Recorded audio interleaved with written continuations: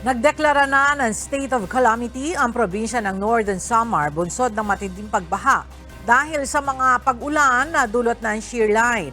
Ayon kay Northern Samar Governor Edwin Ongchuan, inirekomenda na ng Provincial Disaster Risk Reduction and Management Council o PDRRMC ang deklarasyon ng state of calamity dahil sa matinding pinsala na idinulot ng mga pagbaha.